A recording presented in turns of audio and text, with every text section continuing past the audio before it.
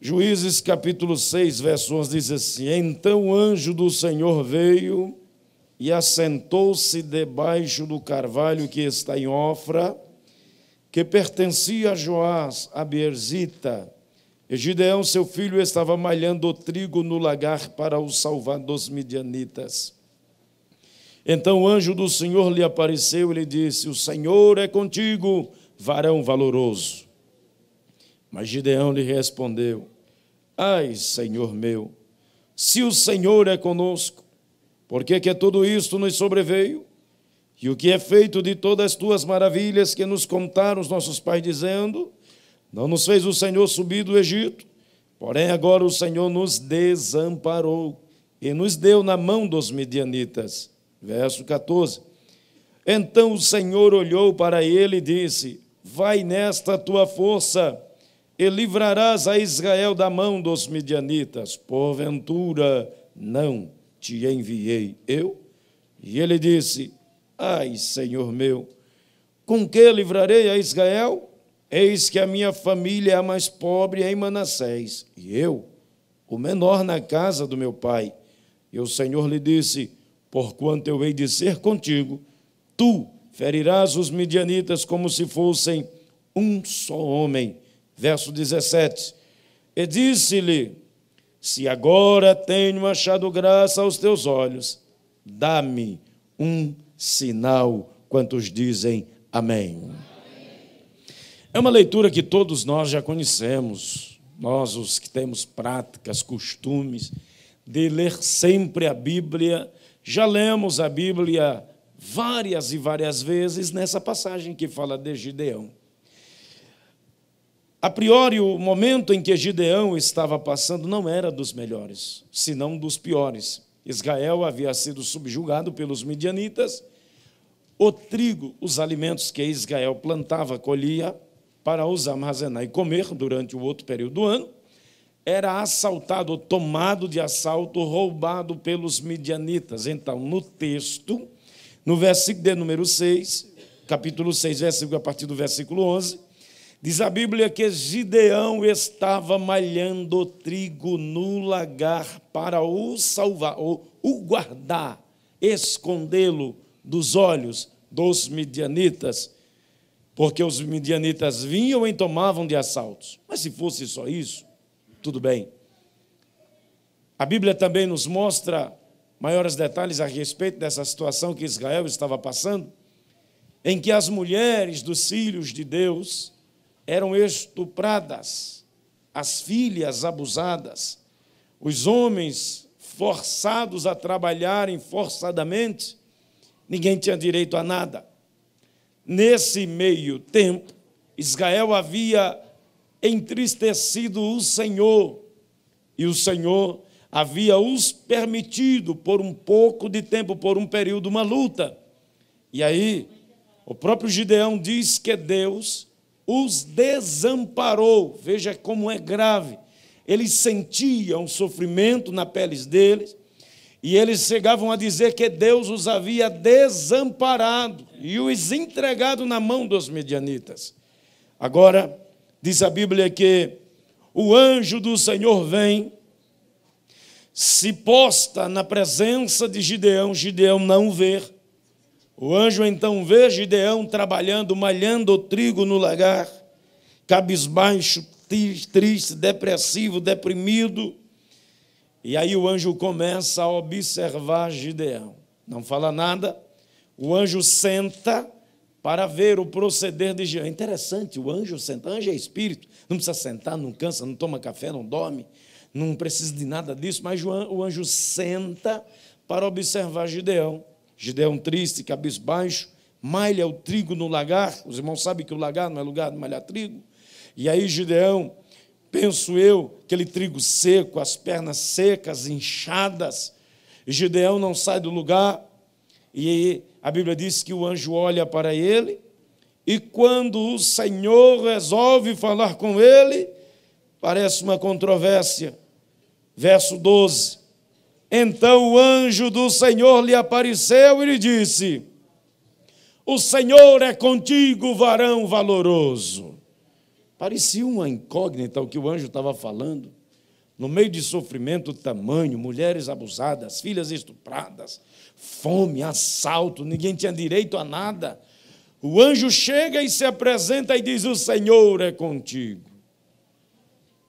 E eu começo a ver a figura desse homem como uma figura da igreja. Gideão, nesse texto, representa a igreja. E ele passa por algumas fases, por algumas etapas. E essas etapas fazem parte da nossa vida. E eu queria que os irmãos prestassem bastante atenção, porque eu não vou tomar muito tempo. Só irei citar algumas fases em que Gideão passa por elas. Gideão representa a igreja. E diante dessa história biográfica rápida desse acontecimento que envolve a vida dele, nós podemos ver a vida de Gideão passando por mudanças, passando por fases. A primeira fase da vida de Gideão, que representa muito bem a igreja, é a fase do sofrimento.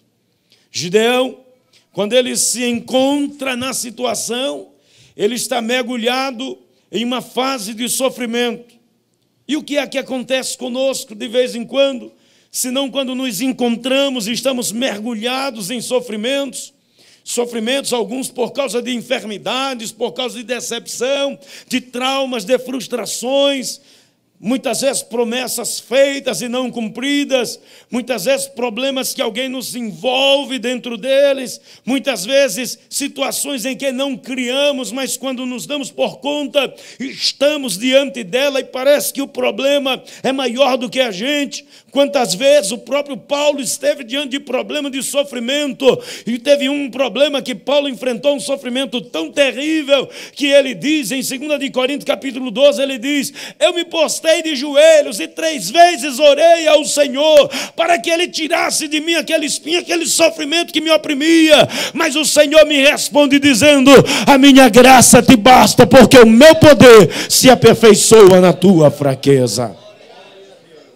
De vez em quando nos encontramos no período do sofrimento, no período em que é mais difícil de se atravessar, uma vez que as pregações dos rádios, das televisões, hoje apoia e prega exatamente o contrário, que crente não pode ter problema, crente não fica doente, crente não fica desempregado, crente não passa por situações adversas. Passa! O pastor presidente da igreja passou há pouco tempo por 2 situações complexas. Os irmãos já testemunharam aqui, mas o Deus dessa igreja é vivo, poderoso, eterno, santo, tem a última palavra sobre todas as coisas. O sofrimento vem, mas ele passa. O salmista diz no Salmo 30, versículo 5, o choro pode durar uma noite, não diz que dura a noite inteira, porque nem todo crente aguenta uma noite de sofrimento espiritual. Ele diz: o choro pode durar uma noite, mas a alegria vem pela manhã. Quantos podem levantar a mão e glorificar ao Senhor? Eu não sei como você entrou aqui essa noite, não sei como você cruzou as portas desse templo, não sei quando você desceu do seu carro, quando você começou a caminhar, atravessar a rua para dentro desse templo, qual era o teu pensamento, como você chegou aqui, não sei como foi a sua semana, não sei como tem sido os seus meses, não sei como está fechando o seu ano. Uma coisa eu posso dizer para você, na autoridade que repousa de Deus sobre a minha vida, essa fase vai passar, esse sofrimento vai passar, daqui a pouquinho você vai estar dando culto de ação e graça, pela vitória que o Senhor entregará nas suas mãos. Tudo isso passa, mas a bênção do Senhor permanece. Por quê? Porque o Senhor é bom e até aqui nos ajudou o Senhor. A fase do sofrimento é uma fase terrível, é uma fase cruel. E o anjo chega, senta para ver Gideão sofrer. Já pensou nisso? Não fala nada, só acompanha o sofrimento. E Gideão não vê o anjo.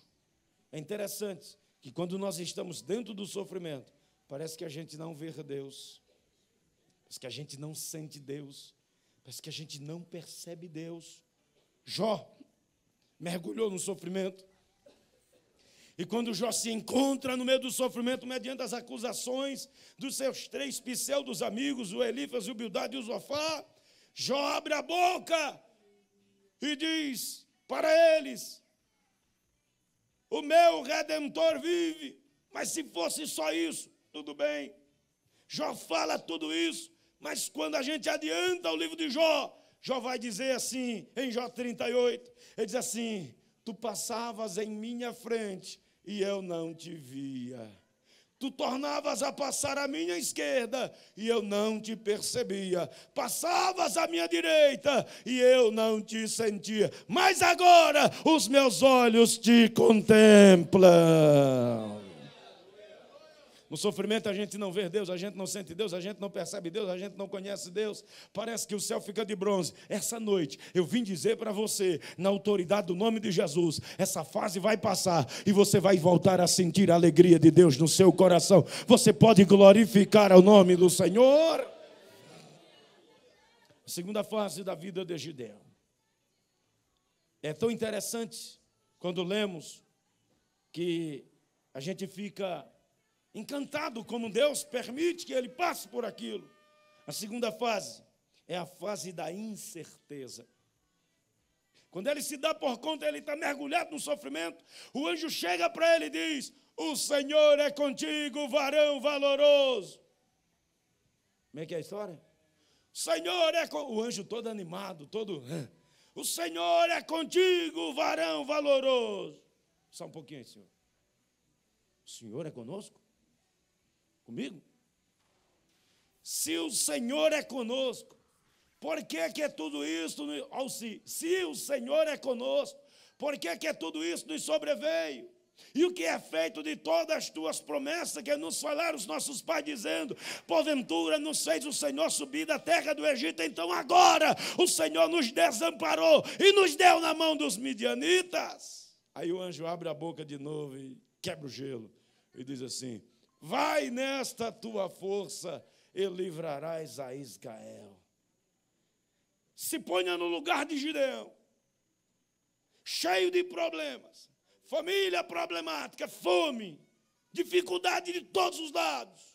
Ele triste, cabisbaixo, malhando trigo no lagar. O anjo chega e o Senhor diz: o Senhor, nessa situação que eu estou, como é que o Senhor é conosco? Como é que o Senhor é comigo? Olha o que fizeram com os nossos pais, as promessas. O Senhor é conosco. O Senhor ainda vem: vai nesta tua força. Se o Senhor é conosco. Gideão para e começa a entrar no mundo racional. Olha, se o Senhor fosse conosco, nada disso que nós estamos passando nós teríamos passado. Mas agora o Senhor vem e diz que Ele é conosco. Vai nessa tua força. Como é isso? Deus não explica muita coisa para muita gente. Tem gente que Deus leva por um caminho de excelência, mas debaixo de muito sofrimento. Mas lá na frente, aí a pessoa vai entender Deus. Foi Jesus quem disse: o que faço agora, vocês não entenderão, mas entenderão depois. Eu penso que eu estou falando a um grupo de irmãos, a uma igreja que está fazendo 58 anos e que precisa ouvir isto. A incerteza é um momento que ele passa, mas a vitória do Senhor permanece em nossa vida. Essa incerteza, ela faz parte do seu crescimento espiritual, mas já já você vai glorificar o nome do Senhor. Eu posso ouvir um glória a Deus? Incerteza. Tem gente que tem incerteza no coração. Vive na Assembleia de Deus, mas está com incerteza. Vive na igreja tal, mas está com incerteza. É casado com uma mulher só, mas tem incerteza. Queria jogar na Mega Sena, mas vive na incerteza. Nasceu feio, não sabe se faz uma cirurgia para ficar bonito. Será que eu vou ficar bonito mesmo? Quem nasceu feio vai morrer feio. Quem nasceu bonito vai morrer bonito. Tem gente que o coração é um poço de incerteza. Essa noite eu vim dizer para você, essa incerteza, ela faz parte da escola que Deus nos conduz, mas já já ela vai embora e nós vamos permanecer na presença do Senhor, adorando ao nome dEle. A incerteza, quando cerca a nossa vida, se a gente não tiver estrutura espiritual, a gente sucumbe, a gente desmonta. Deixa eu dizer aos irmãos, não precisa. Quantos dos senhores e das senhoras dos irmãos que aqui estão já passaram por fases semelhantes, ou se não pior, de olhar para o céu assim e dizer, está subindo não. Já orei, já consagrei, já a gente está subindo não. Quantas vezes a gente se encontrou diante de situação e a gente fala assim, misericórdia, eu sou crente, fiel, obrigação, dizimista, fiel, marido de uma só mulher, obrigação. Eu vivo uma vida espiritual perfeita, aparentemente ou teoricamente, é obrigação. Eu não entendo por que eu estou passando por isso. Será? Quer ver quando Deus encontra a gente? Não tem herói na enfermidade. O ano passado, Deus me permitiu arrancar um câncer. Eu estava conversando com uma pessoa e um diretor de um hospital chegou a oferecer o exame para ele, que é muito amigo do diretor. E ele olhou para o diretor e disse, não vou não, eu tenho medo, eu não gosto de ver sangue não, porque toda vez que eu vejo sangue, pá. Aí o médico olhou para ele e disse, quem é esse moço? Você é que é um amigo meu, da igreja também. O médico pegou, assinou um papel e disse, eu estou autorizando o senhor a fazer o exame também. Se aparecer alguma coisa, o senhor paga todo o seu exame. Eu disse, doutor, eu sou geração sarada, sou crente, pastor, crente desde os 14 anos de idade, nunca bebi, nunca joguei, nunca fui de gandaia. Eu vou fazer só para ajudar ele. E eu fui e fiz o exame, tiraram 7 ampolas de sangue, e o menino foi também, mas eu, na hora que a moça puxou o sangue dele, ele, pá, eu digo, isso aqui já foi. Tirou o sangue dele, ele desmaiou, mas voltou, tudo bem. Veio o resultado do sangue dele, tranquilo. Veio o meu resultado. A mocinha sentou, a médica, e disse assim, você está com um probleminha e tal. Eu digo, rasga o verbo. Ela disse, não, mas eu vou repetir o exame. Eu digo, falo de uma vez. Ela disse, olha, aqui apareceu para mim que eu sou... Meu Deus, eu vou fazer outro exame. Ela fez o outro exame. Veio outro exame. Quando chegou o outro exame, ela olhou para mim e disse, é mais do que o que eu estava pensando aqui e tal. Eu digo, diga logo de uma vez, doutora. Se eu tiver que morrer, eu já morro logo sabendo, que é ruim a gente morrer sem saber, né?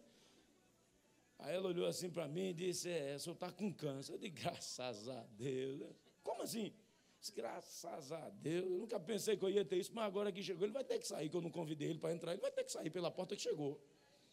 Comecei a brincar com os médicos, comecei a conversar com o doutor, com a doutora, comecei a fazer festa e tal. Então, um dia o doutor Tiago Chulo, estou no hospital, numa seca, Marco fazendo uma consulta, um monte de gente chorando, camada batendo na cabeça na quina da parede, eu quero morrer. Digo, vai, eu quero morrer, Eu disse, rapaz, senta aqui comigo, dá-me os dias, daqui a pouco a camada estava sorrindo, o doutor disse, o que o senhor fez com ele? Eu digo, eu contei uma historinha bonita para ele.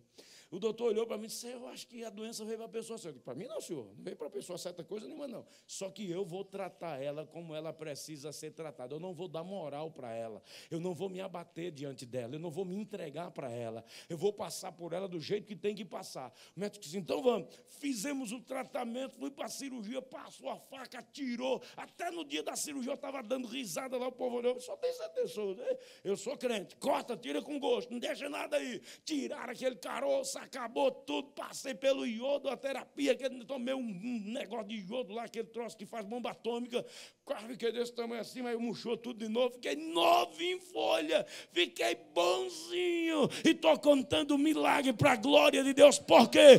Porque eu creio, se Deus me chamou, se Deus tem uma promessa para mim, Ele pode permitir a luta, a incerteza vem, mas a vitória do Senhor em nossa vida é bem maior do que o sofrimento. A incerteza passa.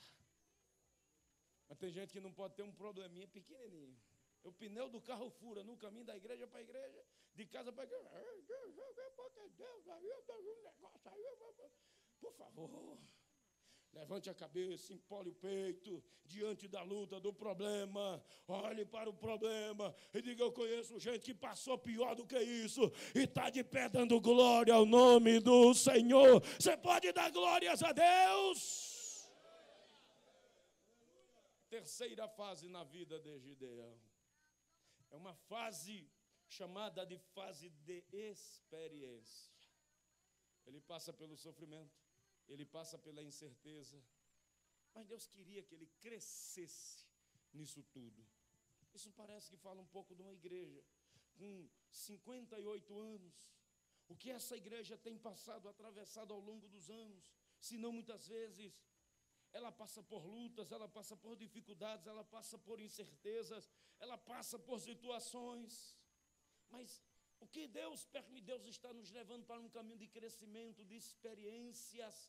Agora Gideão precisa ter experiência com Deus.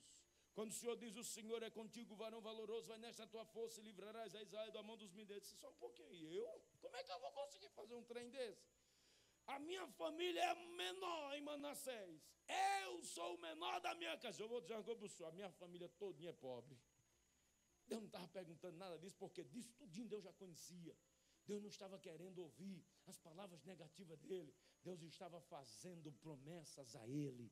Deus estava querendo conduzir ele para um caminho novo, para um caminho excelente, para um caminho de vitória, para um caminho de milagre. Você está entendendo o que é que Deus está falando com você? Você tem caminhado durante todos esses anos na presença do Senhor. O Senhor te conduziu até aqui, porque Ele quer você num caminho novo, diferente, especial, de crescimento, de vitória, para você continuar glorificando ao nome dEle. Quando Gideão entende isso, aí Gideão diz: Senhor, posso pedir um favor? O que você quer? Se é o Senhor mesmo que está falando comigo, tem crente que é assim, não é? Se é o Senhor mesmo que está falando todo esse negócio aí todinho, eu quero um sinal. O que é que você quer? Eu vou colocar um velo de lã na eira da pedra, no topo da pedra, lá em cima. E a disser: Senhor, eu vou dormir. E ao amanhecer do dia, eu vou buscar o velo de lã que estará na penha da eira. Só que quando eu chegar lá, eu quero toda a terra seca e só o velo de lã umedecido pelo orvalho da noite. Vá dormir. Enquanto você dorme, eu velo sobre a minha palavra para cumprir. Aleluia. Você não tem noção. Você está aqui assentado nesses bancos, mas o Senhor está velando sobre a palavra que Ele lhe prometeu na sua vida. Tem promessas de Deus que ainda se cumprirão na sua vida. Você ainda dará muito testemunho de bênção e de milagre que acontecerá de Deus em sua vida. Você pode levantar a mão e glorificar ao Senhor Jesus. Ao amanhecer do dia, diz a Bíblia que Gideão apressadamente corre até o velo de lã. Quando ele chega no velo de lã, ele olha em volta da terra, toda a terra seca. Agora imagina a perspectiva dele, a expressão facial dele. E se eu chegar no velo e o velo também tivesse seco, o que é que eu faço da minha vida? Mas Deus não decepciona, Deus não frustra, Deus honra. Vai, Gideão, pega no velo. Quando ele pega o velo está encharcado de água. Vale um glória a Deus. Aí Deus diz: agora o que você quer mais? Quero ver a quantidade que tem. Então espreme. E ele espreme o velo. Quando ele espreme o velo, diz a Bíblia que encheu uma taça. Diga comigo assim: vai encher, vai encher, vai transbordar. O que é isso, pastor? A experiência que Deus lhe deu, o caminho que Deus está lhe conduzindo, o lugar que Deus está lhe posicionando, vai ser um caminho de honra, de tremendas bênçãos que vai transbordar em sua vida. Quem estiver por perto vai dizer: Deus abençoou, Deus abençoou, Deus abençoou, Deus deu vitória, Deus fez algo novo por ele. Eu queria ouvir um glória a Deus dos teus lábios. Aleluia. Mas o homem, o ser humano, né? Estou satisfeito não. O que tu quer, menino? Repetir. Mas que enjoadinho, né? É porque, assim, é o seguinte, que o Senhor falou lá, que eu vou destruir os midianitas, os homens estão roubando a gente, acabando com a gente, minando a gente. Eu preciso ter certeza, né? E o que é que você quer? Eu quero repetir o teste. Então faz o que tu quer. É o seguinte, Senhor, ele dizendo para Deus, eu vou pegar o mesmo velo, colocar na mesma penha, na eira, lá em cima e vou dormir. Só que agora eu quero diferente. O que é que tu quer, menino? Eu quero toda a terra molhada e só o velo seco. É muita coisa, né? Vai dormir, menino. Que de água e de terra eu entendo. Foi eu que separei a água da terra e a terra da água. E ele dorme. Ao amanhecer do dia, apressadamente ele corre no velo. Agora a expectativa era outra, porque se Deus na noite anterior fez algo diferente por ele, ele já tinha certeza de que ele já ia pisando firme, quase na certeza. O velo vai estar seco. O velo vai estar seco. Se Deus me quer nesse negócio, se Deus quer me usar, aquele velo tem que estar seco. Se aquele velo estiver molhado, acabou tudo. Aí ele vê toda a terra molhada.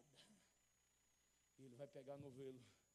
Pega ou não pega, pega ou não pega, pega ou não pega, pega. Quando ele pega no velo, o velo estava igual a língua da minha sogra. Seco de tudo. Feito papagaio no deserto. Quando ele pega no velo, o velo está seco. Aí eu penso lá, Gideão, no meio daquele lugar, sozinho. Ele diz, agora os midianitas vão ver com quantos paus se faz uma canoa. O Senhor está comigo. Daqui para frente é tudo diferente. Levante a sua mão, levante a sua mão. Diga bem alto, o Senhor está comigo. Daqui para frente é tudo diferente.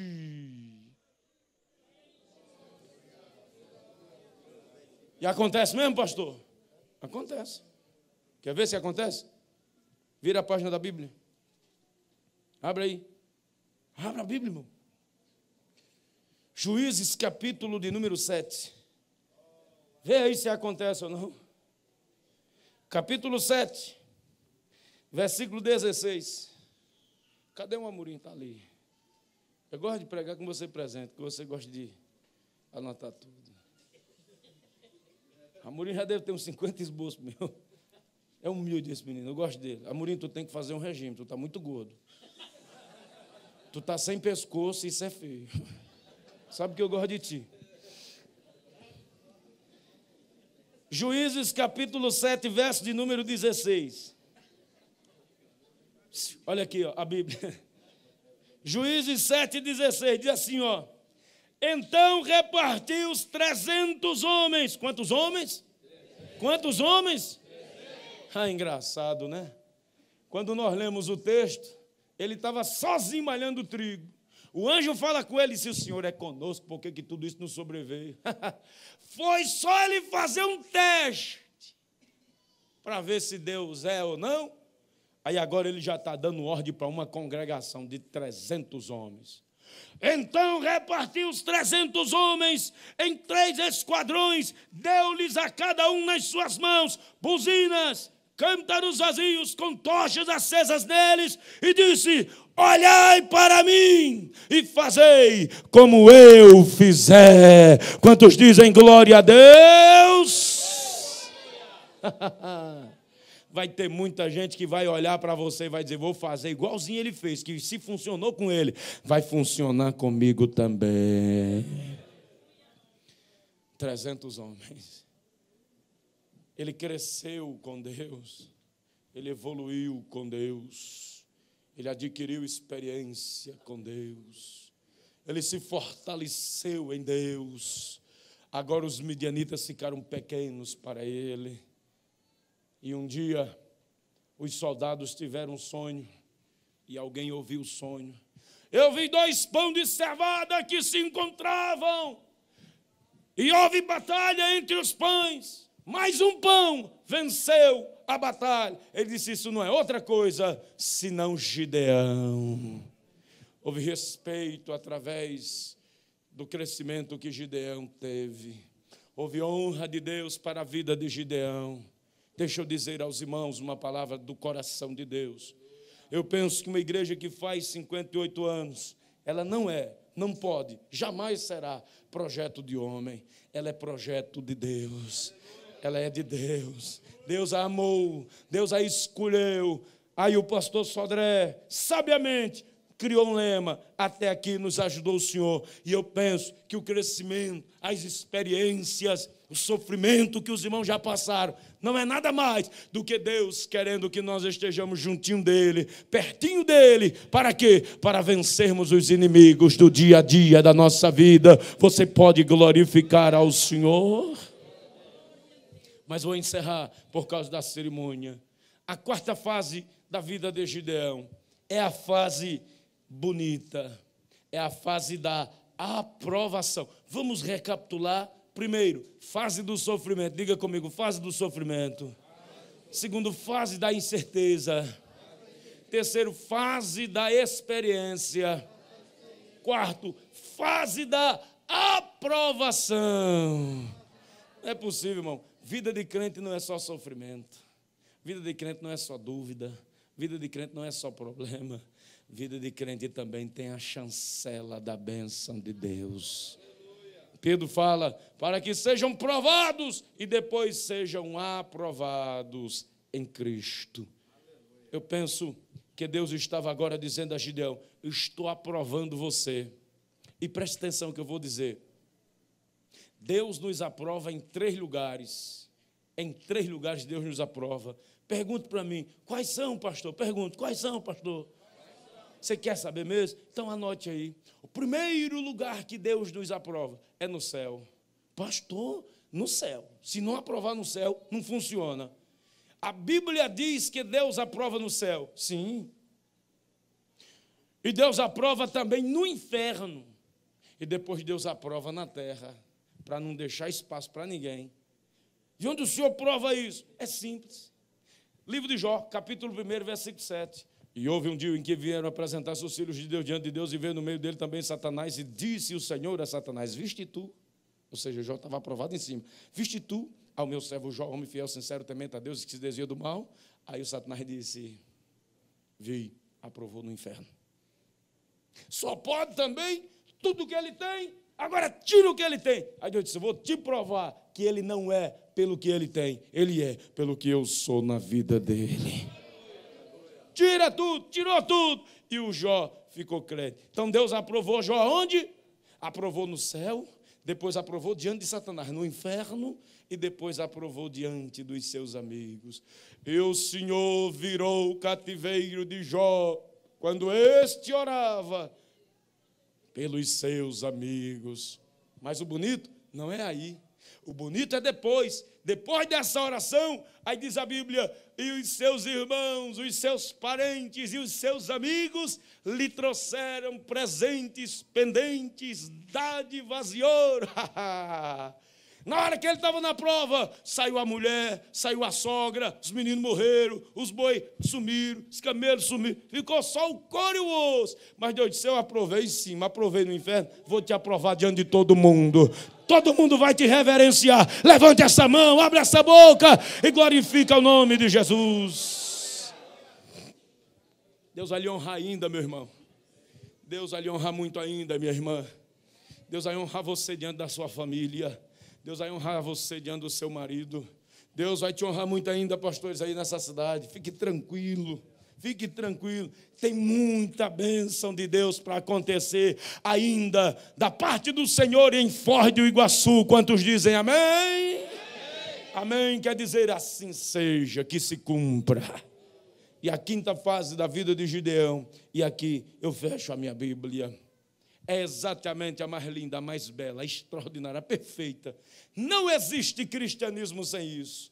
Ele começa com sofrimento, passa pela incerteza, ele cresce na experiência, ele é aprovado diante de Deus, e por último Deus diz, chega de sofrimento, agora é a hora da vitória. Querem ver se Gideão foi vitorioso ou não? Sim? Amém? Abra a Bíblia. Aqui é tudo Bíblia. Bíblia, Hebreus capítulo de número 11. Hebreus capítulo de número 11. Versículo de número 32. Hebreus 11, 32. Vejam se esse Deus não é extraordinariamente perfeito. Verso de número 32, e aqui eu encerro. Não saia, por favor. Tem a cerimônia e tem mais uma bênção para entregar aos irmãos. Hebreus 11, 32, quer dizer assim: e que mais direi? Faltar-me-ia o tempo, contando de... Quem pode ler? Contando de... Sabe o que é isso aqui? Galeria dos heróis da fé. É engraçado, né? É tremendo Deus, né? Que ele não aparece no último nome, que pela lógica seria um dos últimos, mas ele aparece em primeiro lugar. Que mais direi? Faltar-me-ia o tempo contando de... Aí ele, Senhor, o Espírito Santo, Gideão. Contando de Gideão. Aí vem os outros. Aí ele diz assim, de Baraque, de Sansão, de Jefité, olha o Davi onde entra, de Davi, de Samuel e dos profetas. Aí vem a revelação agora. Os quais, pela fé, Gideão, venceram reinos.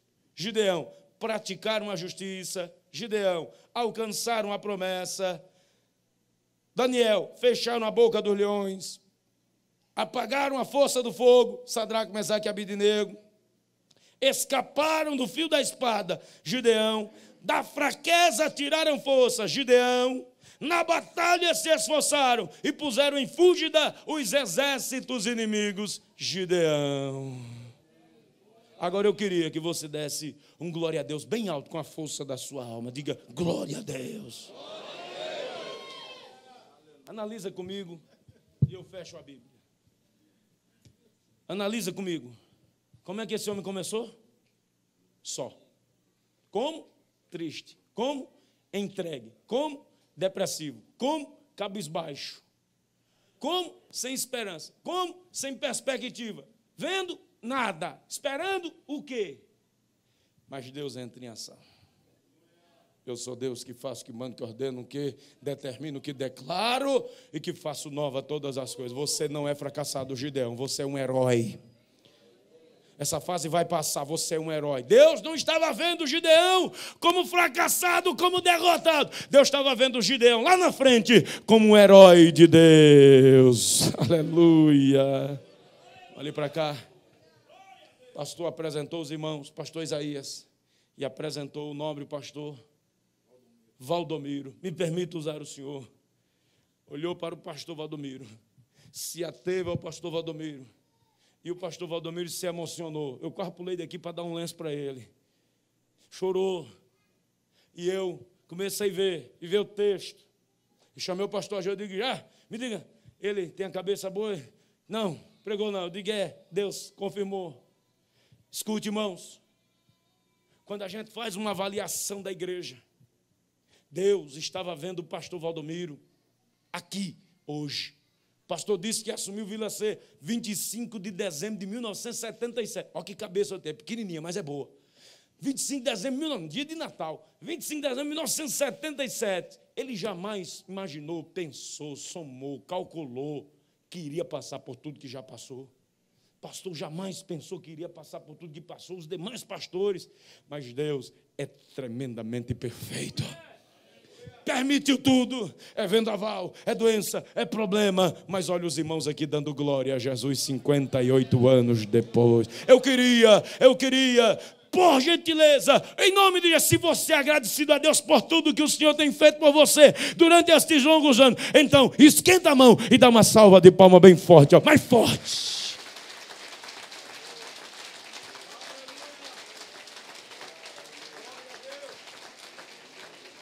Eu penso que o Senhor está tratando do problema de alguém aqui essa noite. E para Deus tratar o problema de alguém, eu não preciso jogar água em ninguém.